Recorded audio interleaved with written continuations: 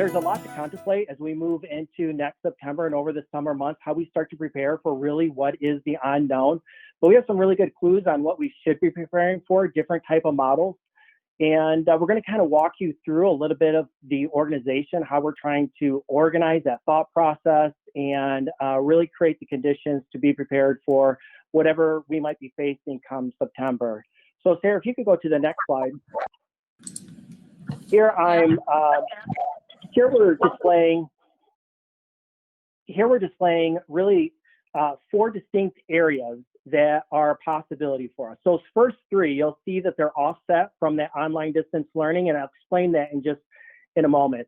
And really, those first 3 there, they line up with any type of risk levels that the government may be considering or CDC, and we have found this in a commonality amongst many plans that we've reviewed, is really kind of setting up to prepare for face-to-face instruction, which is more in line with our traditional school year. However, wouldn't necessarily look the same in anything short of a vaccine for September. Even traditional school isn't necessarily going to look the same. So that face-to-face, maybe kids are coming to school in person. However, there may be specific type of cleaning protocols or safety measures to consider. So we need to go through all of those components. The second one there with that hybrid learning model, if we are into a mid-range of risk area where we have to consider different type of parameters that the government puts in place that requires us to social distance to the point that we have to start taking a look at those hybrid models. And we'll come back to that in a moment as well. And then finally, the remote learning. And I want to stop here and just say that the remote learning that we'd be preparing for next fall, if we end up in a situation where we're not allowed to open up school, because of course our preference is to have in-person school. And however, short of that, it would not be under the plan that we have right now. The plan that we have right now, the Continuous Learning Model 2.0, it was a good plan to sustain ourselves for the rest of this year, but it certainly wouldn't suffice to move into that next year as well. So that would be a new version of the Continuous Learning Model. And so that really kind of describes the 3 scenarios in which we need to prepare for. You heard Paul Wills talk a little bit about the potential need for a virtual academy type experience. We're predicting that, again, short of a vaccine, that we'll have some families, no matter what safety protocols we have, even if we're in a hybrid model or if things look very different, it doesn't necessarily mean that they'll be ready to return their children to school to us. And we want to make sure that we're ready for students in that scenario. Or the opposite could be true. It could be that if we're required to wear masks, or if the safety measures become too much in what we're required to do, we could have families elect not to participate in that type of school environment. And again, so we would want to have a virtual program set up where we would be able to make sure that we're still providing services for our students in that manner. So you can almost think of that online distance learning format as something that would be in place regardless of the other 3. And the other 3, you can almost think of those as dials that you might have choices in terms of turning based on the risk factors that we could be facing by September. So if Susan, if your audio works, let's test it out one more time. If not, I'll take the next slide too. Sarah, if you can move that forward. Okay, can you hear me?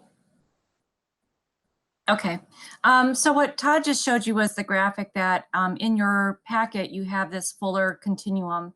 And so what he was really describing were really the differences across that continuum, with really the 4th one being one that would launch no matter what the factors. And if you move down that chart, you see some of the things that no matter what we go into are things that we probably have to attend to.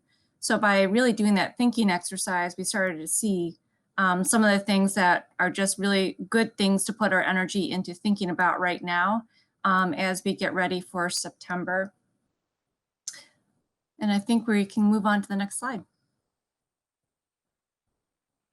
So we've organized all of this work into 5 different task forces. So remember, we have to consider everything, maybe how we're going to transport students, how students are going to stand in a line, perhaps how students move in and out of the office, or what are we going to do if a child has a fever, what are safety measures that we'll have in place for staff, to different type of programming concerns that we might have. We've been working with the music department to start rethinking how we might flip the classroom so that kids aren't necessarily singing in the same space, but they might do that at home and videotape themselves and bring that into the classroom. So all of those things need to be deconstructed and put back together with this new environment that we're going to be running into.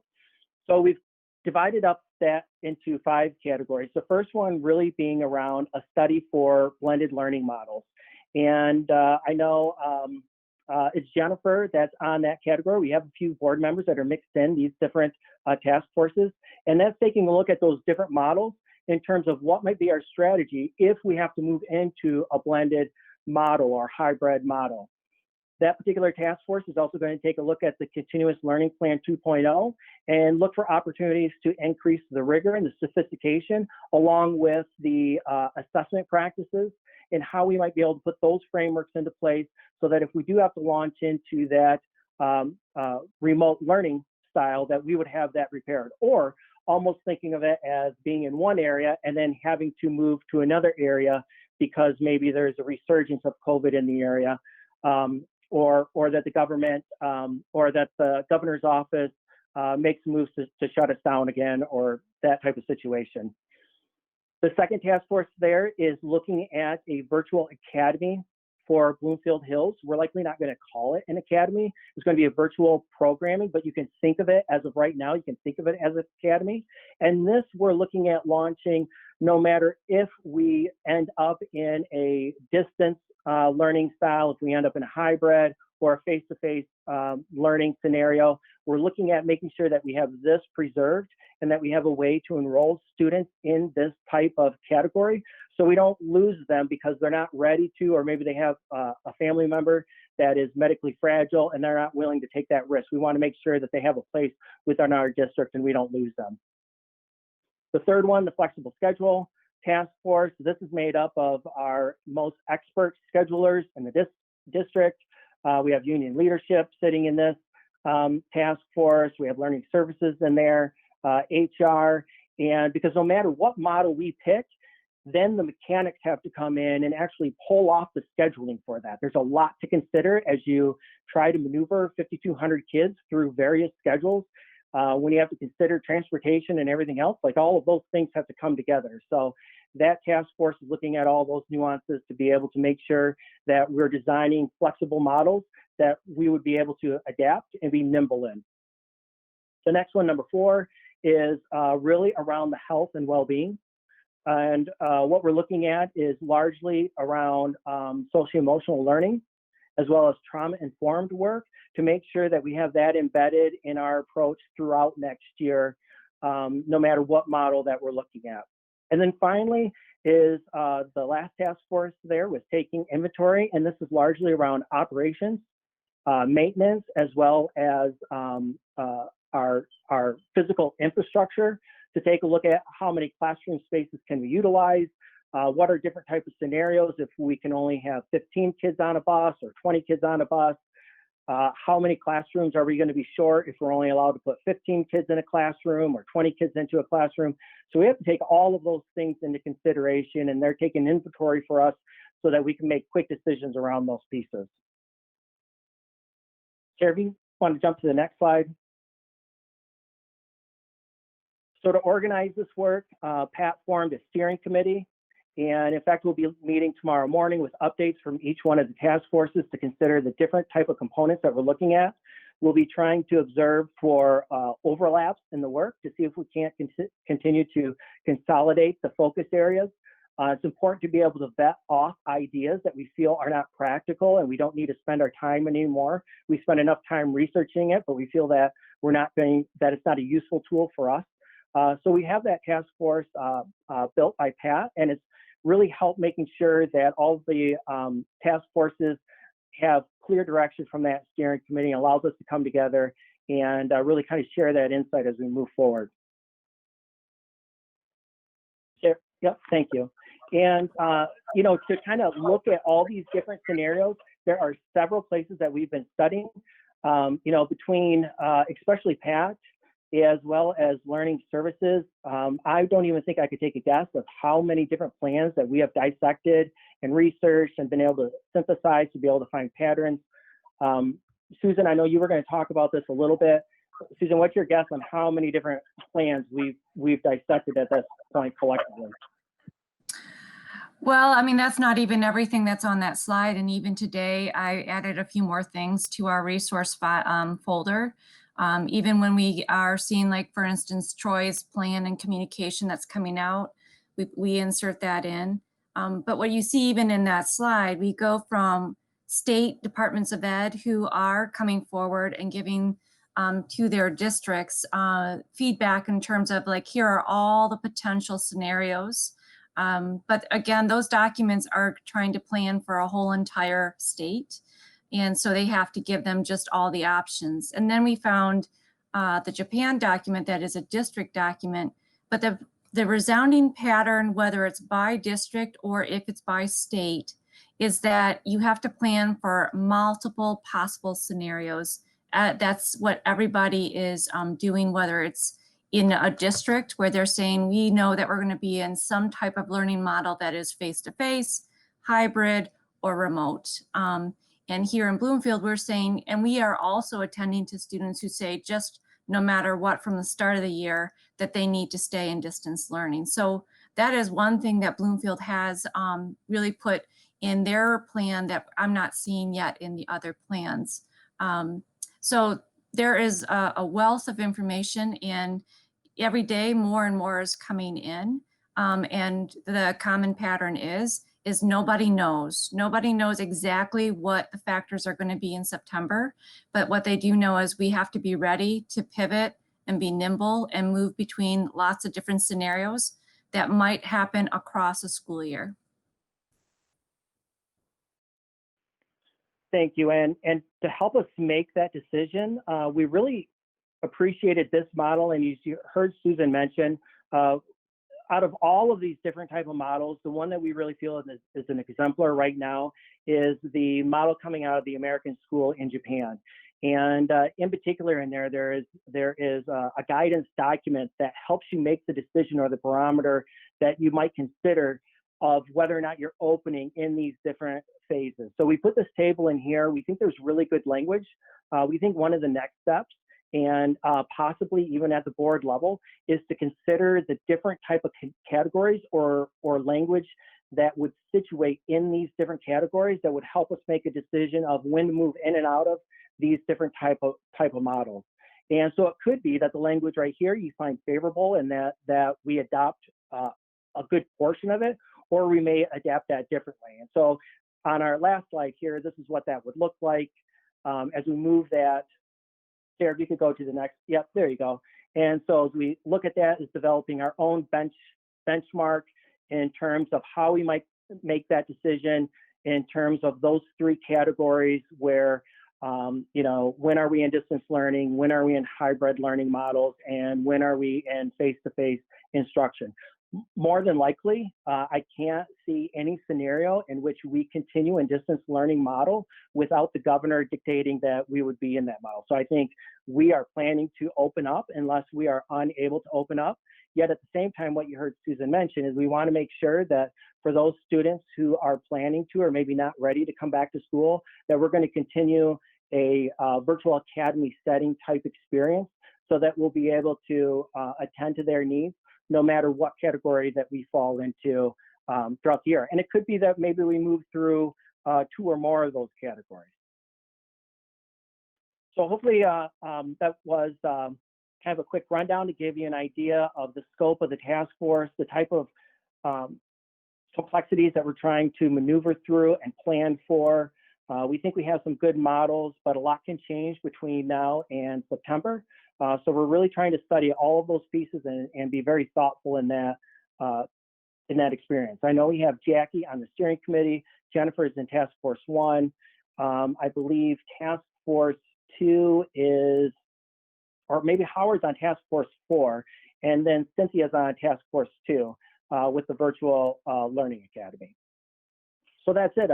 I'll check to see if there's any questions. Hold on, let me click on the chat here. Or Paul, maybe you want to guide the questions towards us. No question in the chat, but I do have one question. This has come up from our community. Can you let us know, Todd, what's been the process to involve our community in some of these task forces in terms of the decisions and who, who high level is on there representing our community? Yeah, I don't have names in front of me, but I do know that each one of the task force has staff, parents, and students that are either already involved or plans to bring them into the process.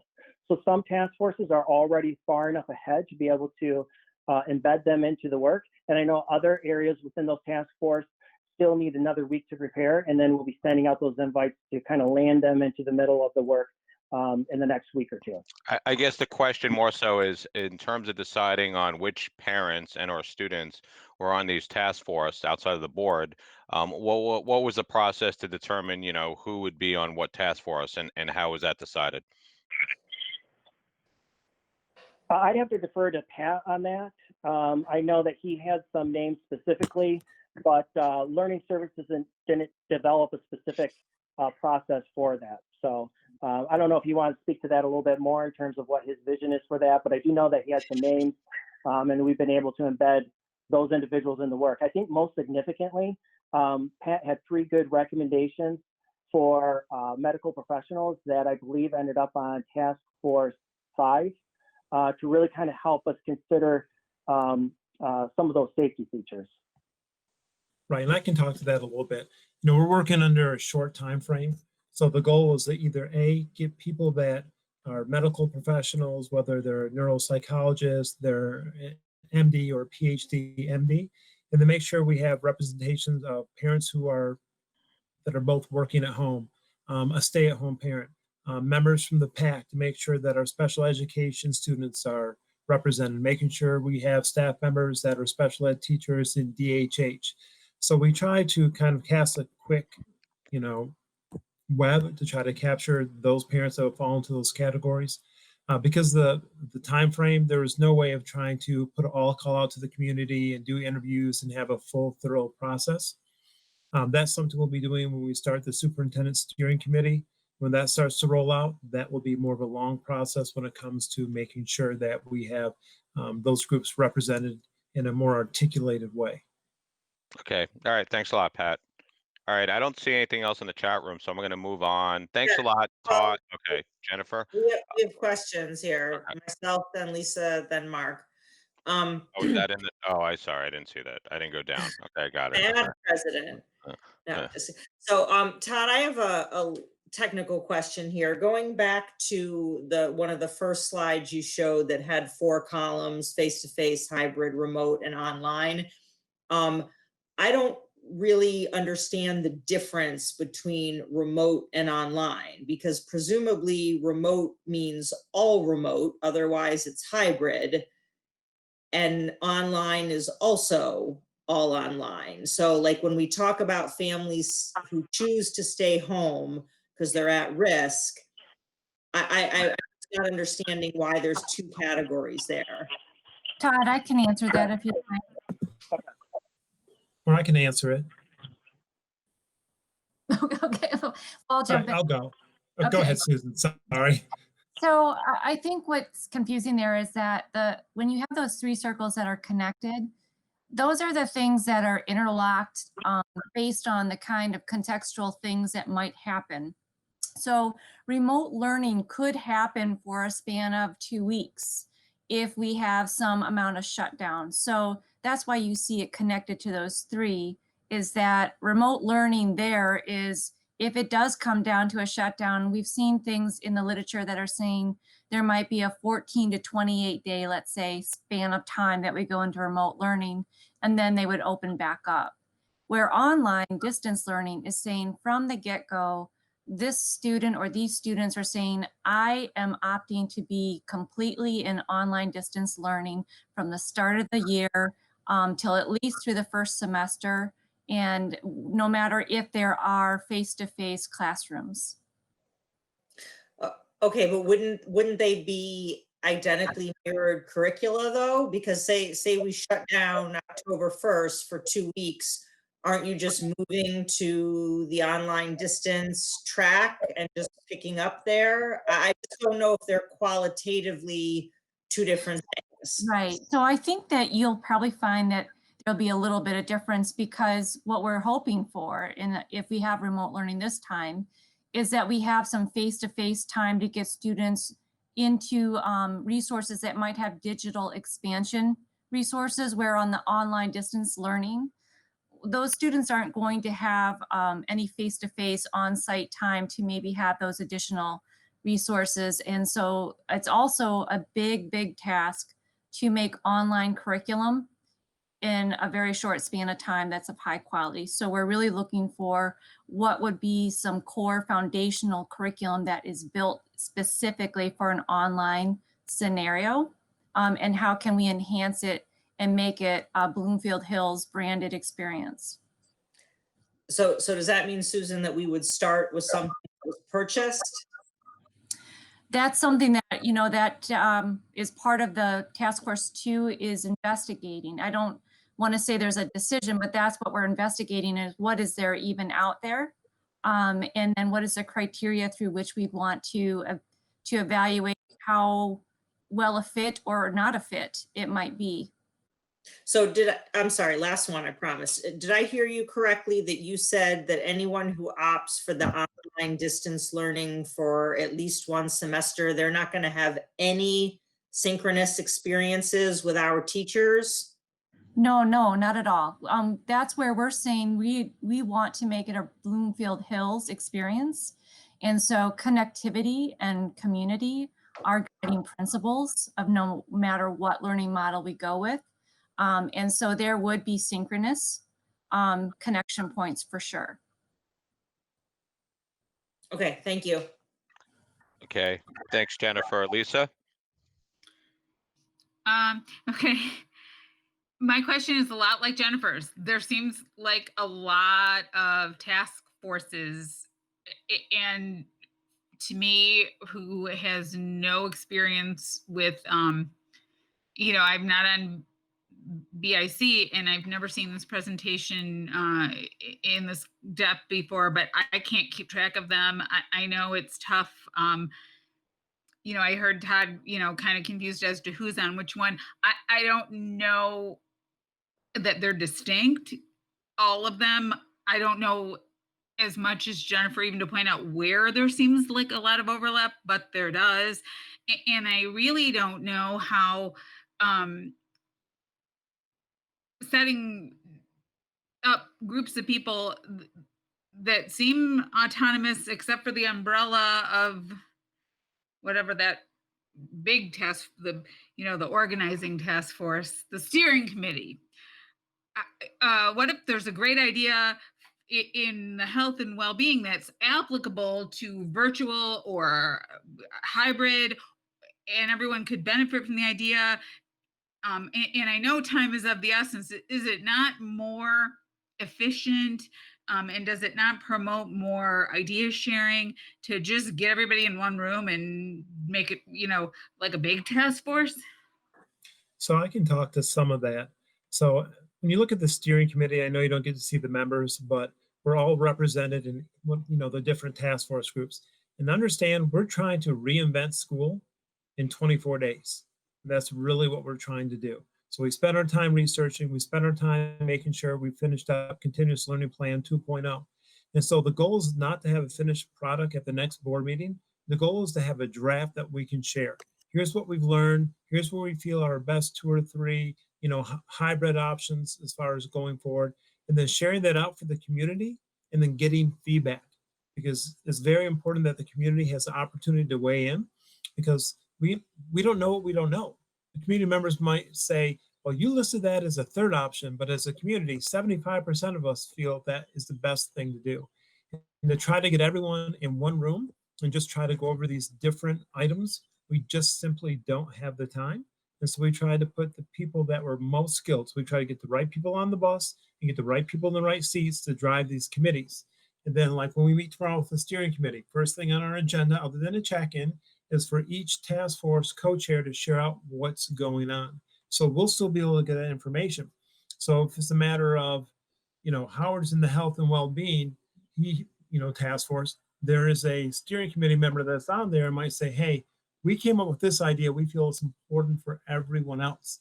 And then when we get the feedback from the board at the next board meeting, and we get the feedback from the community, then we can finalize our plan with the expectation that the state of Michigan, based on a conversation I had with someone today, there's an expectation that very short term, next couple of weeks, that we'll have some type of guidance out from MDE in the state of Michigan, and that will help finalize the plan. And I know Okay, Jennifer, oh, sorry. Go ahead. Sorry, if I'm watching this and I have no idea what's happening in the fall, I'm leaving this meeting with no idea what's happening in the fall.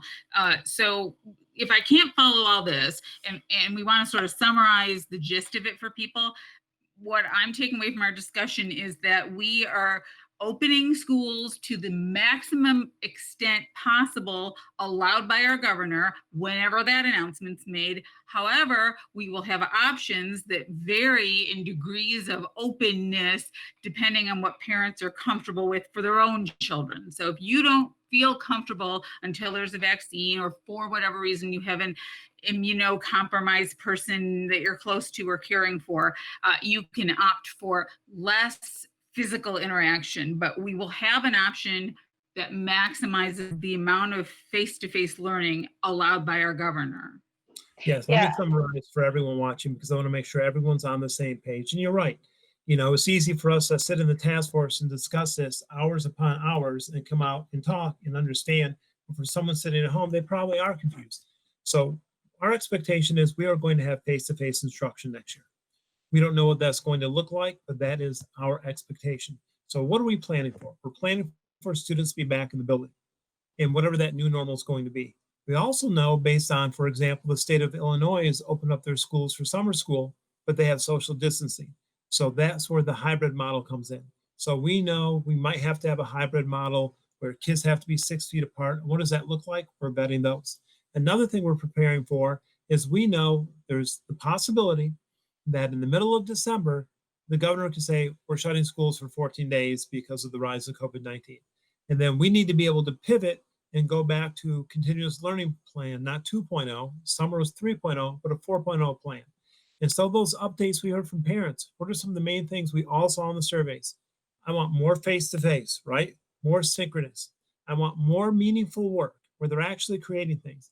I want the opportunity for my students to collaborate with other students respectfully on some type of assignment and work together. And I want a real schedule, not a sample schedule, not a schedule that's maybe not, but one. So that it's just like going to school. And the last thing the parents really wanted is they wanted to count. They wanted to be mandatory. We know we had MDE guidance that said, you have to hold kids harmless, but the parents really want it to be mandatory so they can say, the school says it's mandatory, you're going to get a grade. And the last thing we're preparing for, and I've heard from lots of parents who have said, Pat, I don't think I'm going to bring my child back in the fall. Even if there's a vaccine, I'm not sure it's going to be safe because it's been rushed. What possibilities do you have for me? And that's where the online academy comes in, so that you can stay home that semester, or maybe you stay home for a year, but you're still a Bloomfield Hills student. You still get a Bloomfield Hills School District teacher. You're still part of the community. And then after that half year or that year, you can make that decision whether or not you want to stay. For some, they may like it so much, they continue to stay. And that's how they finish their career. We're trying to make sure we can have something for every single parent. All right. So we're in this task force roadmap. Is where's survey feedback analyzed? How do I know? All the things that you just said make a lot of sense, but which task force does all of that? How do we make sure that they all know that parents overwhelmingly and students overwhelmingly want synchronous virtual learning? How do they know that we've gotten great feedback about outdoor classrooms and different kinds of ways to in-person learn?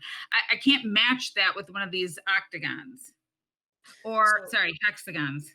So Lisa, that's sort of what I've been doing in number one, blended learning. I've been giving them all the information from the surveys, and hopefully there are similar sources in the other committees. Yeah, don't all the committees need that though, Jennifer? All that survey data needs to go to all the committee, all the task force. Well, Pat, to the extent that Pat knows it, I think that would happen.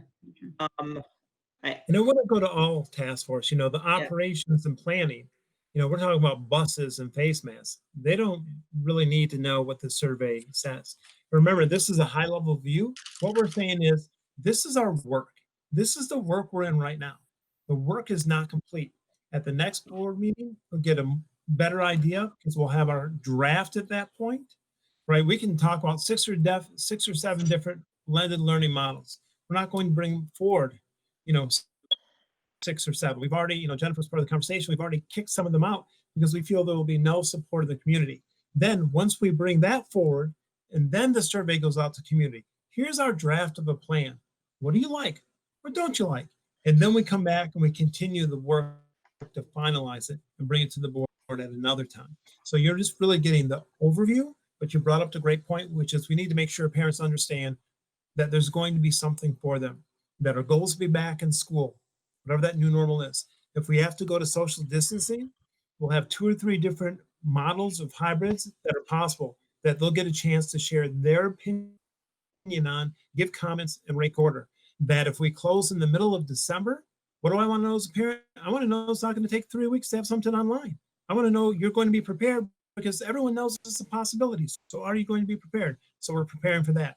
And the last thing, like I said, we have parents that, as of right now, and it could change, but they may want to stay home. So we have to have a fully virtual academy for those parents as well. And that's the expectation of the community, that we take our time, that we're not first, that we get it right, that we do our research. We brought forth 2 models.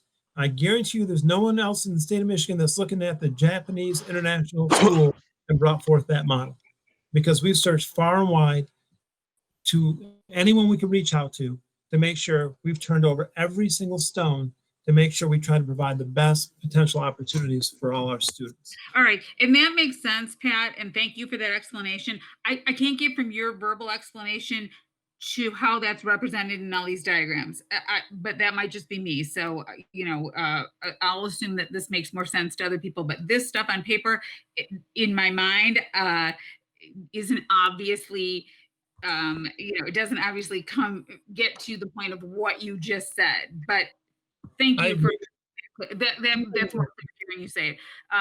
And just, like Paul already said, that we've gotten some really good feedback. So I understand not having time to interview and needing to pivot and, all that stuff quickly. But we have great emails and great survey comments from students and parents that would be excellent on one of these task forces. And sorry, I don't know which one, but I'm sure that you could fit them in somewhere without having to go through a lengthy interview process.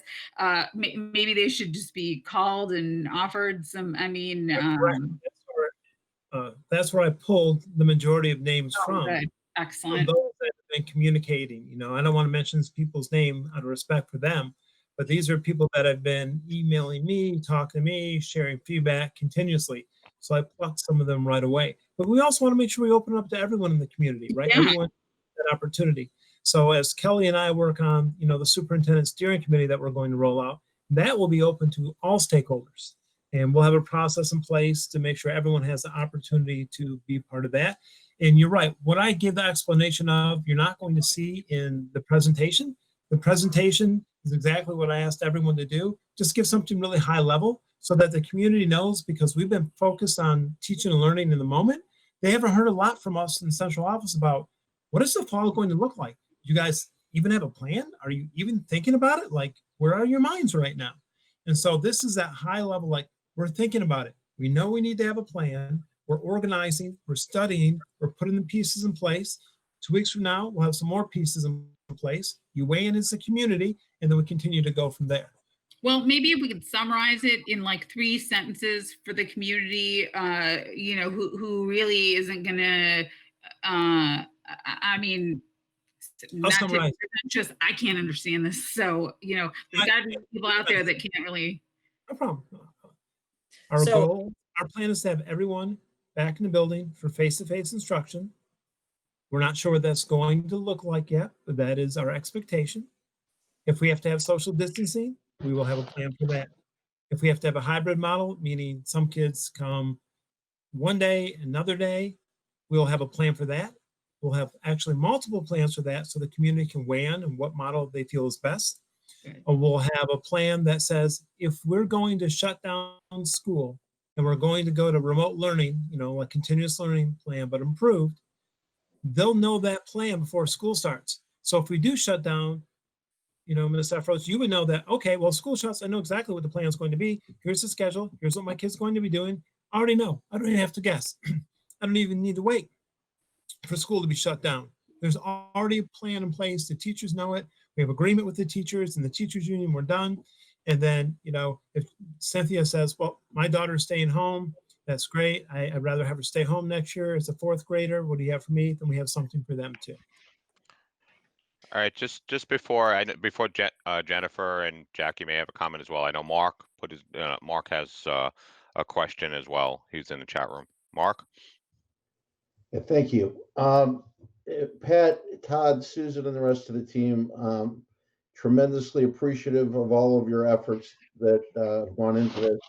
And frankly, I'm very impressed by all of the efforts that have gone into this. I appreciate that you guys have looked far and wide, that you haven't precipitously jumped to any conclusions. And I think you're really taking the best approach possible under these circumstances. There's no perfect solution, but I'm confident that you guys are going to come up with one that is very well reasoned and that will be what's best for our students. So here's my question. In terms of the starting point for the fall, Todd, on the second to last page of your presentation there was a link to several different places. And one of the links was to Oakland County's health division. So I clicked on that and I read it. And the second line or second paragraph, and this comes from Leanne Stafford, health officer. It says on the second paragraph, school will reopen in the fall for students to attend in person. And when it says school will, the word will is completely capitalized. So is that a conclusion? Is that a mandate? What is that from Oakland County? Because first I looked at it as maybe a recommendation, but with the word will, it looked like a directive. I can talk Actually, about that, Mark. Oh, sorry, Mark. Sarah. That's right. I just pulled it up, Mark. I don't know if it's on the screen or not, depending on how I'm presenting, but it's saying only if we're in phase 5 or phase 6, school will reopen. So it all depends on what phase we are in terms of the 1 to 6 phase of the governor's plan. So if I read it slightly differently, because I didn't see the if in there. I read it as we are in at least phase 5 as of June 2nd, because that's the date on this. And then, so I didn't see it as an if in there. And I could be reading it wrong, and I appreciate the clarification. But, and I don't know if anybody's reached out to Oakland County on this to see how or why, or if you guys think there's more clarification needed, but I'll leave it to you guys. But that was just my question and what I was curious about. Thanks, so Mark. Sorry. I just pulled the tab up. I don't know if you can see it or not. Yeah, we can. Yep. Okay.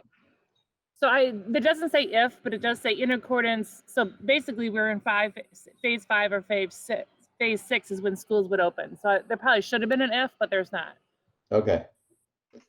But I have to say, this is the same thing that colleges are doing, and it's all over the Chronicle of Higher Education. They are saying we will open, but then it's saying as long as the state lets us, they're doing exactly the same thing. Yeah, it was just funny, coming from the county, that it looked like somebody was finally, giving guidance from upstream. Wishful thinking. Thanks. Thank Thanks, you, Mark. everybody. Cynthia? Pat, I have a question for you regarding guidelines. So I was looking at the Massachusetts state plan that was recently released, and it looks to me like their plan is a mandate that allows no more than 10 students in a classroom. It doesn't look like guidelines. Do we have any idea if whatever we would get from the governor's office or from the MDE will be given to us in the terms of mandate or as guideline. So thank you for sending that document to me today. I did get a chance to read it. And you're right. In the state of Massachusetts, it is mandated no more than 10 students per class and up to 2 adults, 1 teacher and 1 para. So your guess is as good as mine is what the mandate may or may not be, or is it going to be, these are guiding principles, but as a local educational authority, you can do what you want with them, or are they just going to cut and paste the CDC guidelines? So we don't know. So we're operating based on what do we do now? We know there's going to be some guidelines regarding cleaning. So let's look at best practices around that. We know that there's a possibility of school going in and out. So let's work around that. We know we need to have a hybrid model. So let's work around that. We know there are going to be students who don't return and want to fully online. So let's work around that. So we're working within the framework of what we know are definite possibilities. And then when the guidelines or suggestions or mandates come out from MDE and the governor, then at that point we'll pivot, we'll include it, and we'll make that as part of our plan as well. So time is of the essence. And so I'm very much looking forward to getting that documentation from the state as soon as possible, especially since we've looked at, examples from just about everywhere. I know I sent to Shira today a 1-sheeter from the state of Hawaii that really sums up their plan really nice. It's easy for parents to see as an exemplar when we have our stuff done, how we can create a 1-sheeter that parents can have and hang on their fridge or take home or print out so they know what's going on as well. And Sarah, If it comes as a form of a mandate from the state, does it apply equally to private schools? I believe so, but I'm not sure. If it comes from the health department, it applies to all schools. Thank you, Sarah. Yep. Cynthia, you have any other question? So, Jennifer, you have a comment? Yeah, I just wanted to speak to Lisa's point about, this is, your head could pop off, right? Because there's an endless amount of work with an endless amount of variables. For me, and I think, and I've shared this with task force number 1, it's helpful to have guiding principles of keep it simple, stupid, and really how in any of these scenarios, how can we best mimic a school day, a real school day? Because the teachers, the students, the parents are pretty much agreed on this point. Nothing takes the place of the face-to-face relationship. So I agree that what I like about our plan is there's definitely going to be crosstalk. Okay. Like say the hybrid team puts forward 3 hybrids, medical team says, number 2's out. Right. And so there will be interaction and there's a lot of voices. We have a lot of the special ed staff in my group, and it's going to be really, really helpful. So I think it's daunting, but I am very confident that the work will get done and that the community will feel embraced. And I'm really grateful to you, Pat, for incorporating community feedback into whatever hybrids come down the pike. All right, with that, there's nothing else in the chat room. Again, I was going to say something. Oh, okay, sorry, Jack. We've been talking about the macro, but there's also the micro. If a student, for example, gets COVID and they are face-to-face, that means that not only would they have the macro where the parents are choosing, but there also could be the case that if a student get it, then all the other students are exposed, and then they would have to go and isolate and be remote and then come back in. There's so many possibilities. Thanks, Jackie. If there's no other comments or questions, thank you, team, for presenting and all the work you're doing for the various task force.